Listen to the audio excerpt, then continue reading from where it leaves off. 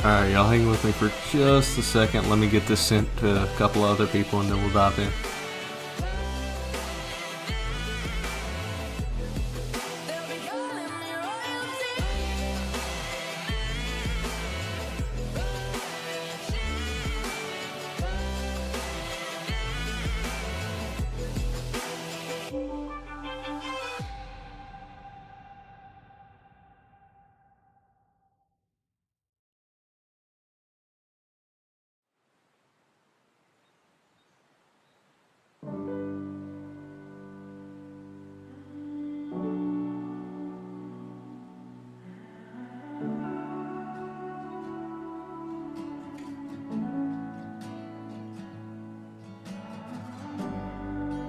If we didn't have to turn around, if you told me not to make a sound and I hide in you, we'll take flight.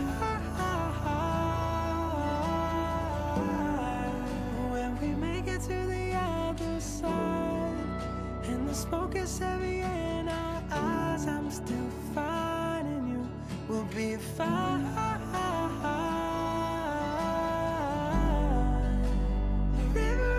Finds a way.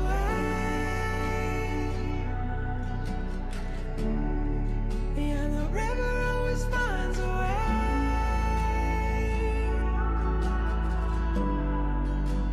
The river always finds a way.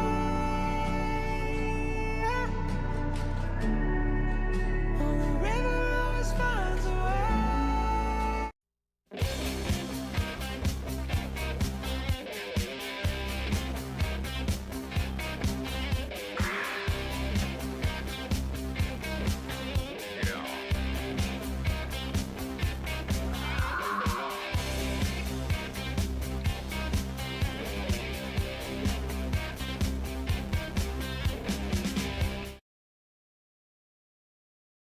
Alright. Sorry, I had to throw the CC top on for Mark over here because he's giving me a hard time about the beard.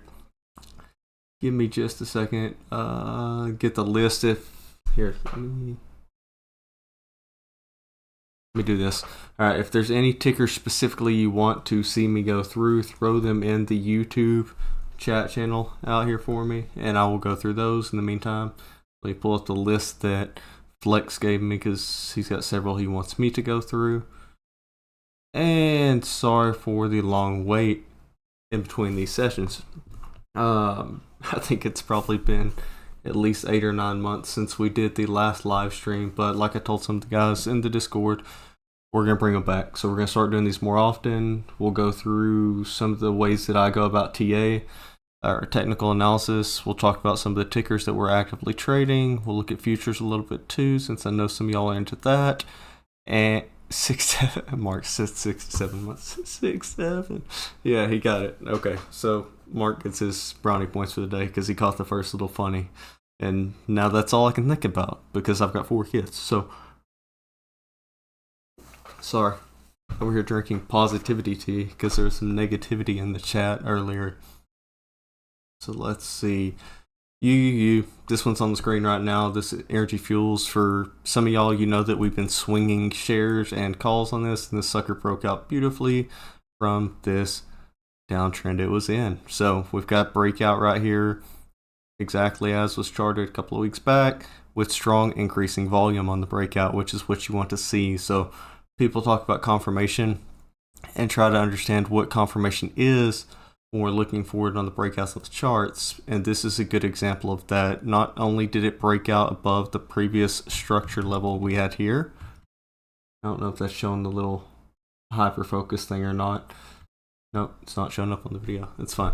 You can see the cursor. But we had break a structure here with that momentum and the buyer presence in place.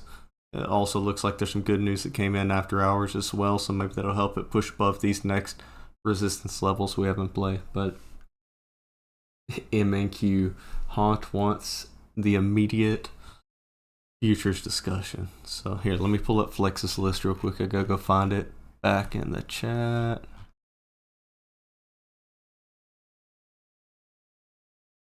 If there's topics or questions y'all have, as well as we go through this, feel free to throw it into the chat channel on YouTube there so that other people can see it, or just throw it in the lounge and tag me. That's fine too. Let's see. Flex, where's your list? There it is. Okay. So I'm going to start with Grab because I haven't looked at it today and I'm curious where we stand. So Grab, if you kind of look at this and you look at UUU, it's kind of hard to say U 4 times like that. Sorry. Very similar situation going on here. What I immediately see here though is we don't know where we're going. I see retracement after a strong push to the upside like this, but there is also a head and shoulders here. And for those of you that have been trading with me for a while, you know I look at stuff from a very unbiased standpoint. So I'm going to look at the bullish structure as well as the bearish structure. And what I see here, right, is a hold of the previous demand zone. So if I switch over to the weekly, this might be a little bit more obvious, but we broke out, had the big strong push back in September, October. And then since then, with broader market pullback on some of these sectors like Grabs in, is pullback to this, which is a demand zone. You can see historically we've got this. So ideally, we'd like to see it hold this level in range. On a positive note, similar to what I mentioned a minute ago about a breakout to the upside, notice how as our price action has been moving down here and we're seeing selling, look at the volume trend. The volume trend is in alignment with that. So typically what you see is the volume tapering off like this is showing seller exhaustion. So we don't have confirmation of a reversal yet, but that's more than one indication there that, you know, sellers are letting up a little bit. We may see a hold and consolidate here at that range and level. We'll have to see if it bounces off that and moves higher, or if we consolidate and we break down yet again. But we played out the inverse head and shoulders that was here previously. I'm gonna go ahead. I'm just gonna move this for now so that it's not causing confusion. But Grabs definitely one to keep an eye on. If we see consolidation range hold and we push higher, I'm probably gonna add 2 positions on it. What do I still have open on it? Look real quick. So I've got calls and shares. Oh, I've got leaps still on it. Nice. For grab. So let's see. What's Flex's next 21 bid do? AI.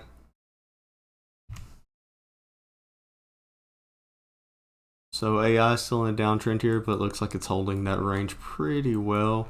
What I would like to see here, I'm gonna adjust this after I do it.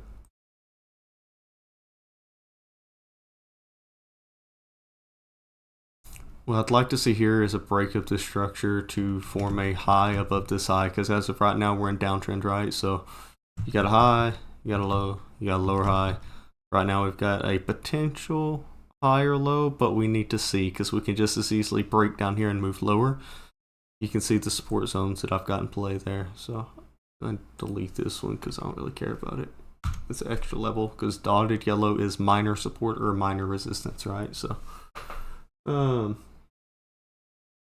yes, bud, there's not an indicator. I draw all of these lines manually on everything I do. So if I can find a ticker like the other one he asked for, let me see if I've charted this one. I want to find, okay, I have, but it's been a long time. So I'll show y'all kind of how I would go about drawing TA, since this one's basically in no man's land at this point compared to where it was. So I start at the weekly, right? And you can see here, sorry if I'm moving too fast, you can see where you've got some structure in play. So like right here, we had rejection. That same range also had resistance and rejection yet again, where it rejected and sold off hard. You can see that same range here also was a resistance yet again. So what I would be looking for is come in and draw a line about like that, because you can see that it's being respected more times across the board. And this is on the weekly chart, so I mean, you can get super specific and like very granular and count how many times it touches it. I'm going to tell you, when it comes to TA and trying to wrap your head around a lot of these things, don't overcomplicate it. Keep it simple, understand the basics. Yeah, so Haunt, I actually mess with the script.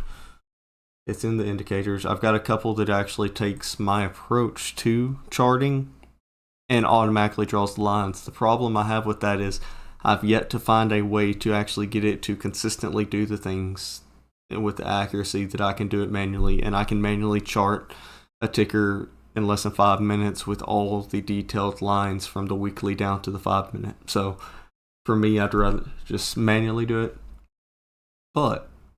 and also teach people how to go about it. So you can see we rejected there and then we broke out, but same thing up here. I'm gonna switch over to the daily so we can see a little bit better how there's been respected levels here. But I pull this back because you can see right there rejection and strong breakout, right? But if I go over here, let's pretend like this is a fully new segment. On the daily, I look at gaps, because gaps I do like to mark with a purple dotted line until they are filled, because historically gaps like to get filled, right? So I'm going to draw purple dotted lines where I've got gaps on the daily. I don't know if that one is. You don't have to do all of them. I'll just try to focus on the ones that are there in your immediate trading range. Same thing when you're charting anything. Don't stress so much about having all the levels you could possibly chart and mark and all that, because you're going to make it complicated, overwhelming, and busy. Focus on the trading range and the time of where you currently are. This one's kind of not a great example because historically we're in no man's land to some extent, right? But if I was to look at something like Rivian, and I'll jump right back to Lamb Research, but if I was looking at something like Rivian and I was drawing lines, let's say I was up here and this was no man's land, and I'm like, man, I really don't know what resistance exists in this area. I can look back at the historicals and I can see, okay, there's some resistance in this area that I probably should mark. And I don't know why I haven't marked that one previously, but I'm going to mark it as a minor until I see that on the daily it looks like it's something that was respected a lot, right? And on the daily and weekly, that level does look like it was respected here, here, here, here, here. So I'm going to go ahead and click that and I'm going to make it solid yellow. And you don't have to use the same exact color approach and matching everything the way I do. if you do, it's going to help you if you're following along. In all my charts and TA and the stuff that's going on the Discord channels that I'm in, because I'm consistent with the same exact methodology, whether it is stocks, crypto, futures, don't care. If it's a chart, I'm charting it with the same color coordination approach that I use. That way, regardless of what I'm trading, I know what any of the lines mean, whether I'm trading something on a smaller time frame or I'm trading something on a larger time frame for a long-term swing. I know exactly what the lines correlate with, so that is why I do it the way I do it. So what was it? It was Lamb Research? Lamb Research.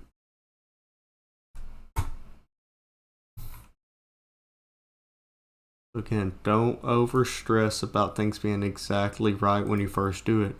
You can tweak and move your levels, but I'm going to mark this here because this was a resistance level that we pivoted at, and then we broke out strongly here. It held a support here and was retested.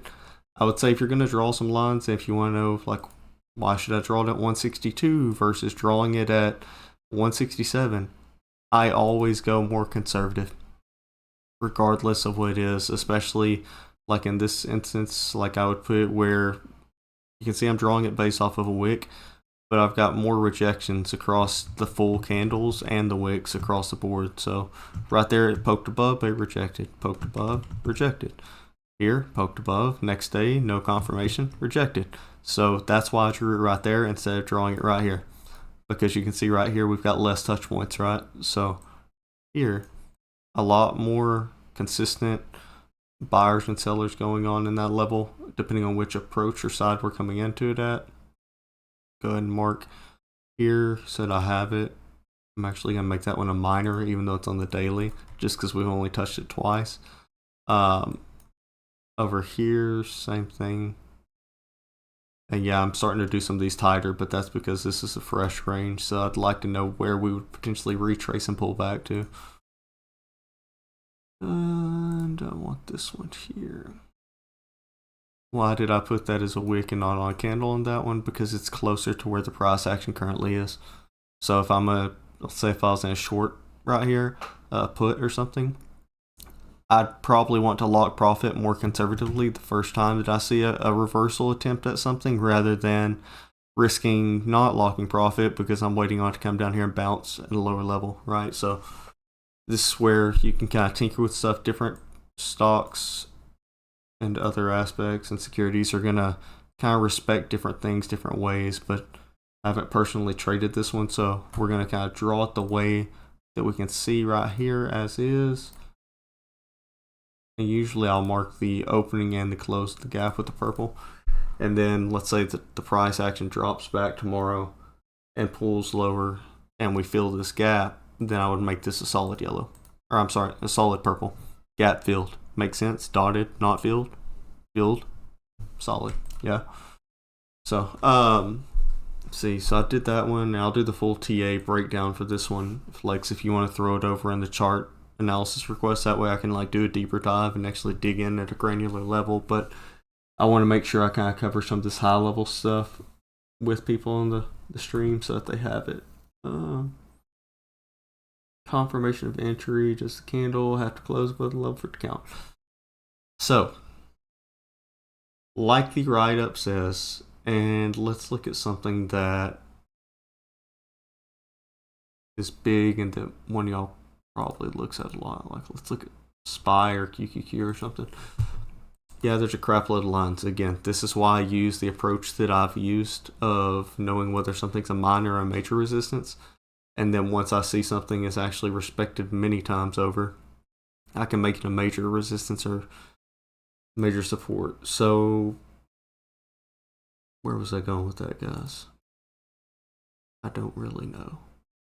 Let's drill down a little bit here, though, because I didn't do Lamb research below the daily. Normally, I'd break down below the 4 hour, 1 hour, 15 minute, 5 minute, but for the sake of time, I'm going to just kind of talk through high level, talk through confirmation for him. So, today was a funky day in the market movement, but I'm going to see if I can find an example here on SPY to explain what a confirmation might look like. So like right here, for instance, you can see that we're consolidating and we kept on failing to break out above the 687.23 level. But then we finally did push above that with strong or decent volume. Oh, wow, my little quick indicator didn't help. We broke above that with strong or decent volume. We back tested it, and then we held it as a support. So that is a confirmation candle and follow through that's occurring right here. See how they continue to hold higher, and then buyer presence showed back up in volume. It's not about having huge volume. I know there's been some kind of confusion. I know Ryan and some others were like, the volume at the open, well, it fluctuates based off of news and other things. And we had news today around 9 a.m., right? So what you want to see is the pattern or the movement of it. Is it tapering up as the price action's tapering up? Is it tapering down as the price action's moving up, which would be divergence? But in this instance, right, again, today was kind of a choppy down spot. It was an odd day, but we broke above, we held above, and then we moved higher. So if I pulled up those examples, I wonder if there's a good one on like SI or something that had a bit more of a wider movement range. The volume has been so wacky the last 24 hours on stuff, so trying to show a good example that y'all can see as a newer trader. I know last night there was some good ones when I entered this. I regret not just sitting in my long last night all the way to my price target, because it totally hit my price target. But it's not just about looking at it on the smaller time frame. Let me jump back over here. Last night on silver, for instance, it wasn't just that I was seeing a breakout on the smaller time frame. We saw a breakout of this downtrend on the larger time frame. So it's more about confluence with multiple different times. He's dropping the W's in the chat.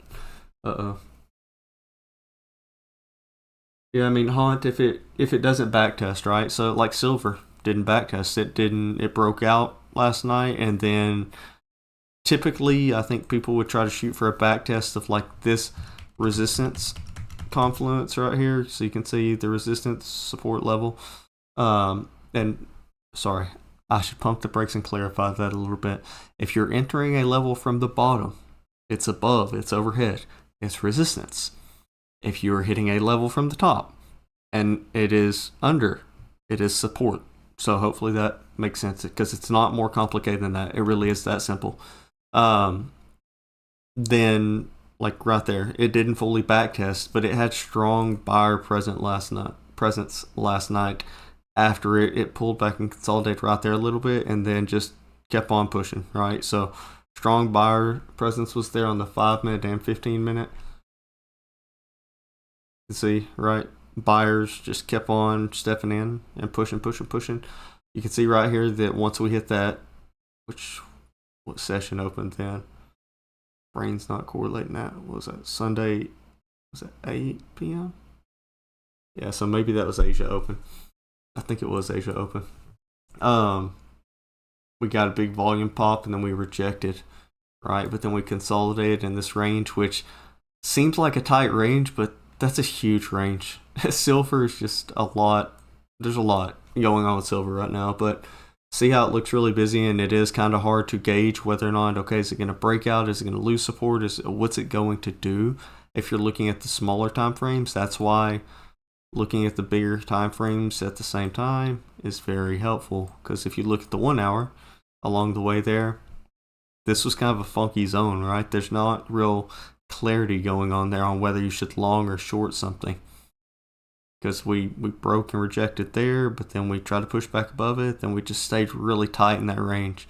So you might get by with scalping something like on the 15-minute range like that, and I'm showing silver knowing good and well that it's like extremely volatile compared to a lot of stocks we trade, but I'm showing that because same thing's going to apply here. It's just amplified to some extent when you're looking at silver, that if you're over here trying to scalp and non-stop trade stuff off these levels, you can get burned fast because you're not seeing multiple indications of something that's going to play out. So like right here, we failed to break out again, right? And a lot of people would be like, oh, double top pattern. Well, yes and no, because it's a potential double top in that situation. But the entry point for a double top in that instance would be this right here. I'm trying to make it to where you can actually see this. It would be double top, and then a break of the level in between is the low So if we were to plunge back through here like this and confirm, remember, we're trying to look for confirmation, right?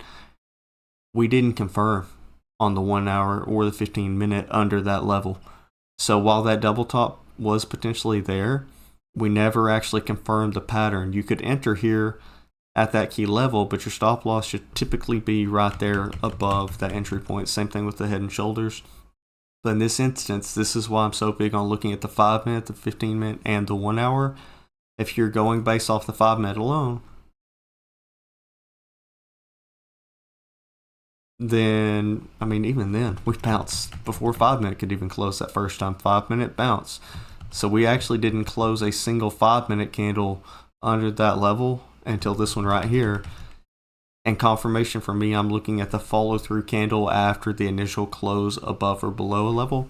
In this instance, we had a reversal print immediately after. So it would have been different if we saw like a strong follow through candle below right here that pierced below also this level. This is actually a good learning moment. So I'll look here. Sorry for jumping around on y'all. A lot of y'all might have noticed this already, but what I've been doing lately is I've been marking my prior day high and prior day lows with dotted red and dotted green. Typically, you get a strong reaction off of those levels with futures trading especially, right? So notice how we broke down after that and we retested the prior day high there, and then it was like a rocket ship after that. So that's a good example of it. I'm not saying always enter after you retest a prior day high or a prior day low like that, but given that we failed to break below that level and confirm it on the 15-minute and 1 hour, as well as, Hunt said he'd be chasing a break. That's why confirmation's key too, for the 5 minute, 15-minute, and ideally 1 hour. Because like on the 1 hour, that's a beautiful reversal print with those 3 candles and strong volume ramping up along the way. So, I don't know what silver's going to do tonight. I know a lot of people are like, oh, time to short, but it's too soon to assume that, because right now we're in bullish continuation. If you look at the daily, there's nothing at all bearish about this. In fact, that's actually extremely bullish, because not only did we break back out, I would have liked to have seen, well, technically there's not a gap in the daily. But not only we'd break out, we broke out strong volume. So I'll be watching tonight to see, because the continuation here could push us higher. These were already the measured moves I was looking for, which we completed this one. And if you're wondering what am I using the dotted line for, so I use that for like intraday tighter levels that I don't want to fully mark as like a minor support or resistance. That way it's easier for me to identify and delete. All right, let me read over this spew of messages y'all got here. So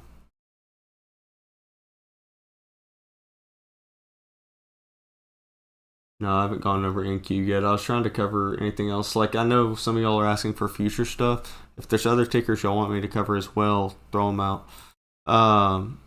Freaking Deej. I swear at this guy. Why'd you change your name back? You should have left it. But he wants me to do Tesla. Let me switch away from futures real quick and I'll come back to him. Let me do Tesla. Because I know there's lots of... oh, okay, you are listening. With a Celsius in your hand. So... yeah, I changed it, dude. Nobody else has rights to change your username. I'm surprised you could change it back. So, gap fills. Let's talk about that real quick, because Ryan asked about that in the chat, but also good example of that right here on Tesla. So, I haven't been watching Tesla super close. Y'all know I sell covered calls on it, but Tesla right here, we had a gap up. And remember what I said? Gaps typically get filled. That gap got filled right here. And look, that gap served as a support level. Once that gap got filled, I'm changing purple, and we moved higher off of that gap. So, delete some of these minor levels that aren't in play. What's going on with Tesla right now? So, I think a lot of stuff kind of came in with the news last week. I want to misspeak to it because I didn't look at it in granular detail. But what I would watch for with Tesla is we are back up in this all-time highs range, or potential all-time high range. So I want to see. Mark that as dotted.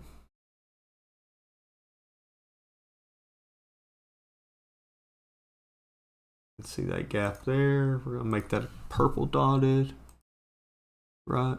And yeah, there's a couple of gaps I didn't mark along the way, but y'all get the point. Those others have been filled already. So historically here, what would we want to see? I mean, as of right now, Tesla could go either direction. Like I told a lot of people, that price action and movements you saw last week, I mean, you had combination of end of month, end of year, lots of tension going on with macro level events combined with it also being a short holiday week, right? Because the holiday landed smack in the middle of the week. So a lot of the price action and movements you saw last week was going to be a bit more exaggerated than normal. So what we will see in the coming days is things sort of start to stabilize and determine where are we going next here on Tesla. So, I mean, what I would watch here, technically this is a downtrend, right, that we had going on here, at least on a shorter time frame. If I mark this for you. And again, Deej, throw this over there in the chart analysis request for me so I can do like the detailed written out by all time ranges. But I mean, you can see we rejected at that range again. Tweak that now.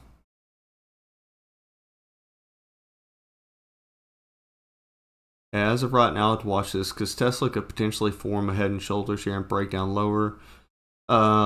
Very quick and dirty way to show you how do you draw the measured move of head and shoulders. So again, I'm gonna do a lot more videos going forward, so you'll get to actually see this in better practice and all. But quick and dirty, I'm gonna just throw this thing on here.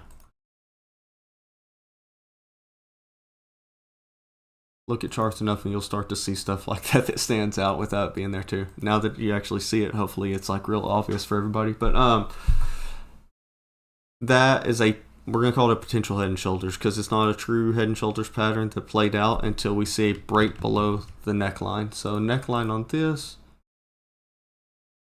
is right there, right? So do that. Now, what measurement or move would I expect if that was a head and shoulders that played out? Let me show you the very quick and easy way to do this in TradingView. So grab price range measure, not just the measure tool, use the price range. Grab the top of your head and go to the lowest neckline point. This one's like a very, very flat one, so this is stupid easy. If it was offset a little bit or wacky, you could adjust it a little bit, but I've got the measurements at the height of the head and shoulders, right? I'll drag it down. So right there is your measurement. So what I tend to do is I don't like it to where like it lands and I'm trying to reach for the biggest possible move. What I would do in this instance is I see that there's some support going on over here, is I would make it tighter and then I would actually shrink my measured move a little bit so it's more conservative. If I really want to, I could shrink it all the way up to here since we know there's good strong demand zone there. But that is the type of, and I really hate now that I even did that one because Deej is about to go buy freaking Tesla puts for like 2 weeks out as a result of it. And for those of y'all that are in like ET, y'all totally know that that's the case and what's about to happen. And he's chatting already, so he knows. Yep, I knew it. But again, the entry point would be like literally, where's my marker? Entry point would be a break of the neckline. Not up here. I know some people were buying like Palantir puts over the last couple of months of like, oh, there's potential head and shoulders, so there's head and shoulders. Yeah, that's cool. It can also bounce and move higher. So, dang it, Deej. And like some of these people aren't seeing the other chat that's going on here. So like, yeah. So alternatively, let's talk about alternatively. That way, Deej hopefully doesn't go full degen on this thing. Alternatively, right? Tesla could break out of this downtrend and move higher. What does that look like? I'd look at it as something like that probably. And while I'm drawing that as the measure or the breakout potential move there, because it would be a break of structure to the higher side, but that's at gap fill level, so that'd be a good target point. I would also be very cautious about this one, or not even just this one, just in general.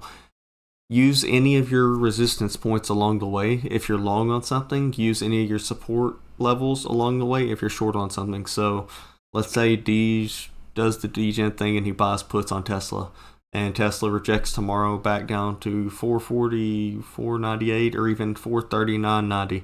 If Tesla tags 439.90 right here and it starts to act like it's going to reverse on like the 5 or 15 minute, I'd lock my gains personally. Yeah, it can break down and move lower and it could play out this whole thing. Minimally, I'd be trimming to cover my cost basis when that occurred, because it could also reverse off this level. So same thing high side if I'm in calls. If it tags this level right here, sorry, I'm trying to click the thing. I wonder if I'm just going to do this. I'm going to drag this thing all over the screen. If it tags this level, is that cursor big enough for y'all? If it tags this level right here and starts to act like it's going to reverse, that would probably be a good sign that, hey, I probably should at least trim some of my profits on these calls I'm in. Same thing if it pushes through, shows confirmation above, test the next one. Use your support and resistance levels as your take profit and stop loss levels if you're in something. So, let's see. What is next in the thing? They want NQ. They're all futures trading degenerates now. Let's see. So NQ, it broke out to the upside from what I was looking at. Let me look at the daily real quick. You know what? Let's clean slate it. Ditch this. Get rid of my measured moves. We'll do the immediate range from scratch. And I deleted like one of those little macro dotted lines if you're wondering. So NQ is in this broader pennant continuation pattern. Also has a potential head and shoulders in play. But as of right now, we are in bullish continuation on NQ, and we're trying really hard to hold that. Like I said, last week, actually the last 2 weeks up until this week were really wacky because you had holidays going on, you had market closures, you had lots of macro level events going on. But for NQ here, this is a potential reversal print. It's actually today's close. Wow, today's candle was insanely tight. I mean, I knew it felt tight all day, but geez. Like I said, I've been moving these dotted green for the high, dotted low for the red of my previous day. And then from there, I drill into my structure. So I'm going to go ahead and delete these minor support and resistance I got marked. You can see that they were intraday, right? So I was trying to identify levels that I really needed to keep into consideration. I'll go ahead and delete this one because while I do have it there because it definitely was a historical level to keep an eye on, I still already got the green there for this day, right? So the short of what would I expect to potentially see as a move here to start would be something like this. Now, again, confirmation and patience is key. Mark this as red so you can see. Something like that, right? Your immediate trading range, your key support and resistance levels. If you look back historically, I mean, this is a range that we can move. Why am I tripping and realizing it's already past 5 o'clock? Wow, I'm over here thinking, oh, market's not open yet. So let me change that real quick. No, I did that right. Okay. Losing my mind, guys. Sorry. Welcome back to live streams.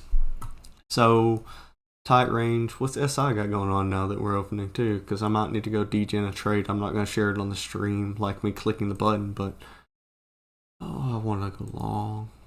But I know it's too soon to do it.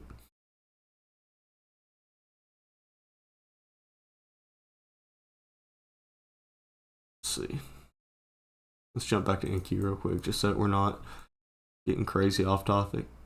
I'm going to go ahead and mark this right here as a minor support level because you can see it was respected a lot yesterday, right? So that would be a zone that I'd want to see.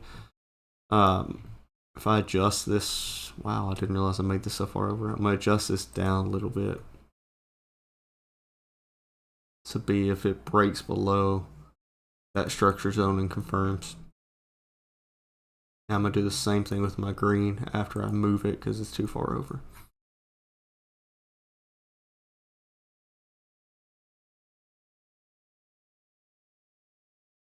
Same thing on my green here. I'm going to actually tweak this to where if I see a breakout of the structure here, which is also above that resistance, then that would be kind of the cleaner area to trade that range. What does the indicator say? Now I'm curious. Indicator says week long.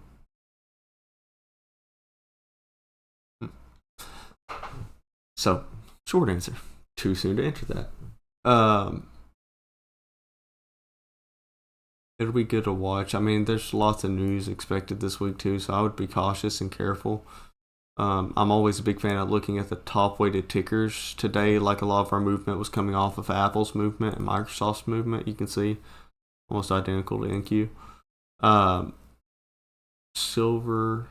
Ooh, glad I didn't go long yet. Look, man, this indicator is so good. I love it. Crap, that would have been a sweet short. So the indicator printed a short. This is that new custom script that I just pushed out last week, but it indicated short with moderate strength on the optimal entry zone, which was right up here at 76.58, 76.78. And we rejected and immediately tagged the first price target that thing had identified. Wow. It also have a signal over here. Hold on, I had this set to wider. No, not strong enough move yet with volume to actually print the buy sell signal with this other script, but I mean, just trading that VWAP script, things on point. So you can see here, final go true, showed as true, and it printed and then it broke lower. So SI does a nice little scalp potential trade. And don't get me wrong, like this is a short scalp trade, as I would look at that. Bullish continuation still in play for silver here because we have not lost this broader structure. So if anything, I'd be watching for a reversal print to take place over here and probably entering long off of it, but something to keep an eye on. The smart thing's probably to sit out completely from silver right now because y'all know this is kind of the session between different markets. What's gold doing? So gold respected that historical resistance level there. Ooh. The indicator strikes again. Look at that. So it actually caught a strong short signal print because it had volume confirmation and everything off of that rejection there. I'm not personally going to trade it, I don't think, at the moment.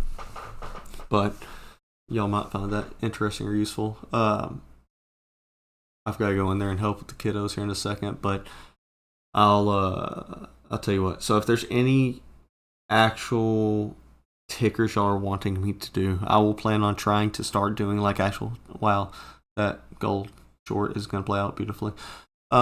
Sorry, if there's any actual tickers you're wanting to see me do TA on, like give me a heads up and I will go through those and we'll start doing more of these live stream sessions. I can't promise every day, but at least maybe multiple times a week we can do them.